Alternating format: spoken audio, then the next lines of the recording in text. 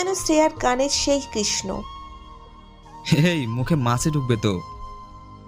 গানটা শুনতে দে, কত সুন্দর গান গায় মেয়েটা। কি এবার বুঝলি তো আমি শুধু শুধু বলি না? তো বল, কয় বালতি ক্রাশ খেয়েছিস? আমি ক্রাশ খেতে যাব কেন বন্ধু? সত্যি কথা বলতে আমি না মেয়েটার প্রেমে পড়ে গেছি। এটা মেয়ে না, অপ্সরা। বলেছিলাম তো যে আমার ক্রাশ। হপ, ও আমার প্রথম প্রেম। তোর ক্রাশ কেমনে? ভাবির প্রেমে পড়েছিস? এসব বাদ দে, ধর্মে সইবে না এসব পাপ।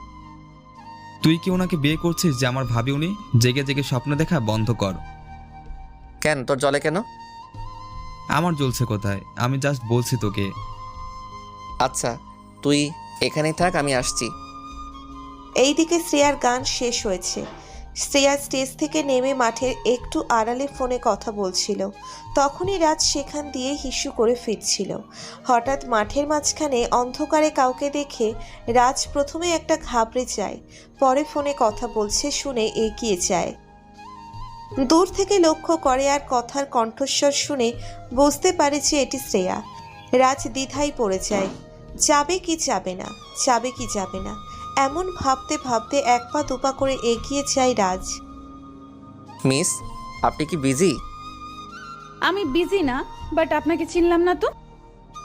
আমাকে আপনি চিনবেন না, আমি তেমন বিখ্যাত কেউ না, তবে আমি আপনাকে চিনি। তো বলুন আমি কে? আপনার দুইটা পরিচয় আছে, একটা সারা দুনিয়া জানে, আরেকটা আমি ছাড়া কেউই জানে না।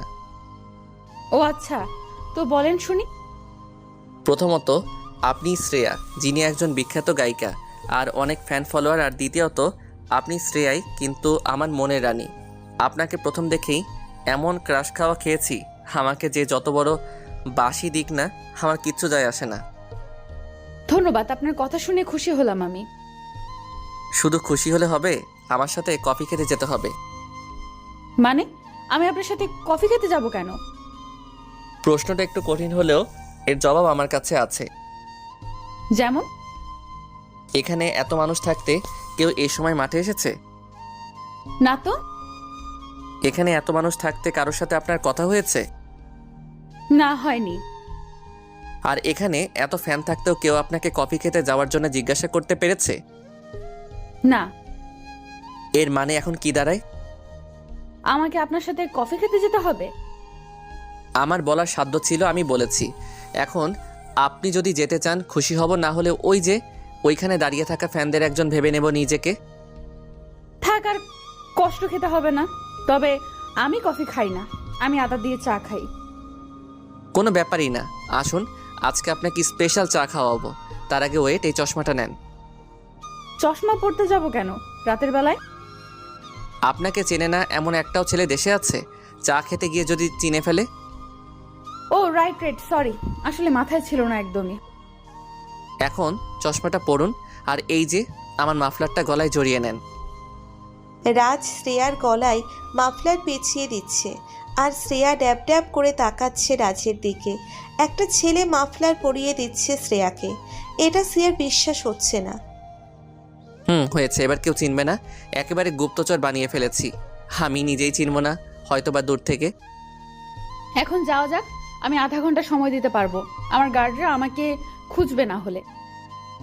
ওকে, তাহলে সময় নষ্ট না করে চলুন।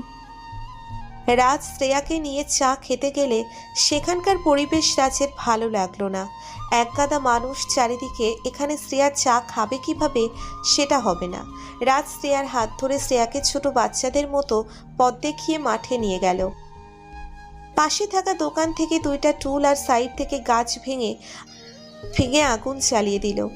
দোকানদার মামার কাছ থেকে ভালো করে দুইটা স্পেশাল চা বানিয়ে এনে শ্রেয়ার হাতে কাপ ধরিয়ে দিল রাজ। কি কেমন লাগছে? ঠিক আছে, এরকম ভাবে কখনো চা খাওয়া হয়নি। তাহলে আমাকে মনে থাকবে? অবশ্যই মনে থাকবে, আপনার নামটাই জানা হলো না এতক্ষণে। নামে কি আসে যায়? যদি ভবিষ্যতে দেখা হয় কখনো বা আমাদের তাকদিরে থাকে, তাহলে নাম কেন, অনেক কিছু জানবেন। আপনি কেমন যেন কবি কবি স্টাইলে কথা বলেন। কবি তো আপনার জন্য কবিতা লিখতে চাই, বাট আপনি বোঝেন না। কিছু বললেন? না, তেমন কিছু না। এই শুনুন, আমাকে না এখন যেতে হবে, আমি যাই কেমন? যাই বলতে নেই, বলুন আসি। আপনার সাথে পরিচিত হয়ে ভালো লাগলো, খুবই ভালো আপনি। আপনিও খুব মিষ্টি। আচ্ছা আসি তাহলে, কেমন? ওকে, দেখা হবে আবার। শ্রেয়া চলে যেতেই রাজ সেখানেই বসে রইল। স্টেজে উঠেই শ্রেয়া আবার গান ধরল, মিলন হবে কতদিনে আমার মনের মানুষেরও শনে। এই শালা, তুই এখানে বসে আছিস কেন? আমি পুরো মাঠে খুঁজে এলাম, বাট তুই নাই। এমনি একটু ব্যস্ত ছিলাম। এবার বলো, কেন খুঁজছিলি? শ্রেয়ার গান শুরু হয়েছে, শুনবি না? শুনছি তো এখন থেকে। তুই না এতক্ষণ টিকিট করলি? আমার টিকিটের দাম উঠে গেছে। কিভাবে উঠলো? তোকে বলবো বলবো ভাবতেছি, বাট তুই বিশ্বাস করবি না বললে। কি এমন কথা যে আমার বিশ্বাসই হবে না? শ্রেয়ার সাথে বসে এতক্ষণ গল্প করলাম, আর এই যে কাপ চাও খেয়েছি। হোয়াট? কখন? কিভাবে? আমাকে বললি না কেন? ওই, তুই শ্রেয়ার সাথে ওইখানে চা খেয়েছিস? হ্যাঁ, তো এখানে অবাক হওয়ার কি আছে? হ্যাঁ, আমি বিশ্বাস করি না। সেটা একান্তই তোর ব্যাপার। আর শোন, কাপগুলো এই মামার দোকানে দিয়ে আয়, আমি একটু হিসু দিয়ে আসি। নুহাস কাপগুলো হাতে নিয়ে ভাবছে যে আসলেই রাজ সত্যি কথা বলছে কিনা। তখনই দূর থেকে আসা লাউটের আলোয় নুহাস কাচের কাপে একটা মেয়ের লিপস্টিকের দাগ দেখতে পেল। মেয়েটা যে এখান দিয়েই চা খেয়েছে সেটা বোঝা যাচ্ছে। রাজ হিস্যু দিয়ে ফিরতেই নুহাস রাজকে প্রশ্ন করে, কিরে রাজ, তুই কি সত্যি শ্রেয়ার সাথে চা খেয়েছিস সেখানে?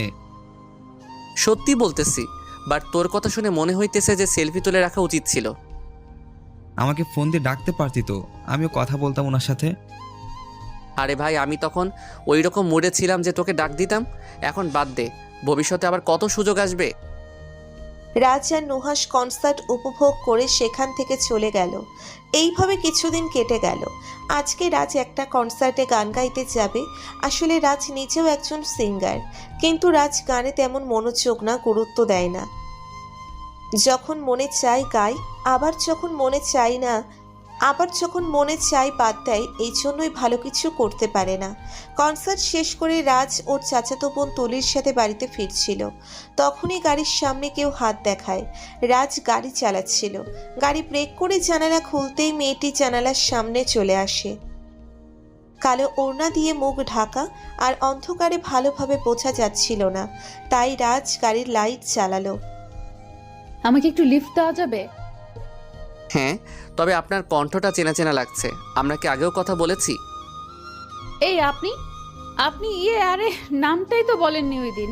আমি ইউটিউবে ভিডিওতে আপনার গান শুনেছিলাম, কি যেন নামটা? রাজ। হ্যাঁ, আপনি রাজ। দেখলেন, বললাম না যে নাম একাই জেনে যাবেন যদি আমাদের মাঝখানে ভাগ্য থাকে। তবে এখন এখানে কি করছেন? ও হ্যাঁ, আগে গাড়িতে বসি, তারপর বলছি। শ্রেয়া গাড়িতে উঠে বসলো আর রাজ ড্রাইভ করতে লাগলো। রাজের চাচাতো বোন তুলি ফোনে গেম খেলছে। ক্লাস 8-এর মেয়ে আর কি করবে? তো বললেন না এত রাতে এইভাবে বাইরে কি করছিলেন, তাও মুখ ঢেকে? আপনার কাছে আর লুকাবো না, আসলে আমার ফ্যামিলি টাকার লোভী। আমি এত দূর এসেছি নিজের চেষ্টা আর সৃষ্টিকর্তার ইচ্ছাতে, কিন্তু ওনারা এক টাকাওয়ালা ছেলের সাথে জোর করে আমাকে বিয়ে দিতে চাচ্ছে। আজকেই বিয়ে, আমি পালিয়ে এসেছি, কিন্তু বেশিক্ষণ পালাতে পারবো না। হয়তো ওরা ঠিক খুঁজে নেবে আমাকে, আর আমিই বা কোথায় যাব? তুলি হঠাৎ গেম রেখে শ্রেয়ার দিকে তাকালো। আপনি শ্রেয়া আপু না? আপি, তুমি আমাকে চেনো? চিনবো না? এই যে ভাইয়া আপনার উপর ক্রাশ খেয়ে সারা দিন আপনার গল্প শোনায় আমাকে। ও মিথ্যা কথা বলতেছে। আমাকে মিথ্যাবাদী বানাচ্ছ? আপনি এই দেখো, ভাইয়ার ফোনের ওয়ালপেপারে তোমার ছবি। শ্রেয়া দেখলো রাজের ফোনের ওয়ালপেপারে শ্রেয়ার ছবি। এগুলো কি? আসলে I love you, but it's okay, তোমাকে হ্যাঁ বলতে হবে না। তুমি এমনিতেই বিপদে আছো আর প্যারা দিতে চাই না তোমাকে। ভাইয়া কিসের বিপদ? তুমি আপিকে বিয়ে করে ফেলো, প্রবলেম সলভ। এই পিচ্ছি, চুপ থাক। বিয়ে কি মুখের কথা নাকি? তুই বললি আর হয়ে গেল? কথাটা খারাপ বলনি আপি, বাট তোমার ভাইয়া আমাকে বিয়ে করবে না মনে হয়। এই ভাইয়া, তুমি বিয়ে না করলে আমি এইবার পরীক্ষায় ইচ্ছা করে ফেল করব, তখন তোমাকে আন্টি বকা দিবে। পিচ্ছি, তুই চুপ থাক। আর শ্রেয়া, আর ইউ সিরিয়াস? কারণ আমার কোনো চয়েস নেই, বাট তোমার থেকে বেটার চয়েসও কেউ নেই। ভেবে দেখো, এটা সারা জীবনের ব্যাপার। যদিও আমি তোমাকে ভালোবাসি। আমি ভেবে দেখেছি, আর সত্যি বলতে তোমার সাথে মিট হওয়ার পর থেকে আমি একা একা বসে তোমাকে নিয়ে ভেবেছি। কেমন যেন একটা অনুভূতি কাজ করে তোমার প্রতি। আর আমি লুকিয়ে তোমার কনসার্টেও গিয়েছিলাম। কি বলবো বুঝতেছি না, বাট খুব খুশি খুশি লাগতেছে। তোমাকে আর কিছু বলতে হবে না, কাজী অফিসে নিয়ে আপিকে বিয়ে করে ফেলো, আন্টিকে আমি বোঝাবো। থ্যাঙ্কস পিচ্ছি। রাজ শ্রেয়াকে নিয়ে কাজী অফিসে গেল বিয়ে করতে। নুহাসকে ফোন করে ডাকা হলো, নুহাস সাক্ষী হলো। আসলে শ্রেয়াকে রাজের বউ হিসেবে দেখে ছেলেটা মারাত্মক শক খেয়েছে। কথা বন্ধ হয়ে গিয়েছিল ওর। রাজ বাড়িতে ফিরল শ্রেয়াকে নিয়ে। শ্রেয়াকে দেখে রাজের আম্মু অনেক খুশি হলেন, কারণ শ্রেয়ার যে চেহারা আর ব্যবহার যে কেউ মুগ্ধ হবে। শ্রেয়াকেও আর পছন্দের বিরুদ্ধে কাউকে বিয়ে করতে হলো না, আর রাজও নিজের পছন্দের মানুষটাকে জীবন সঙ্গী হিসেবে পেল।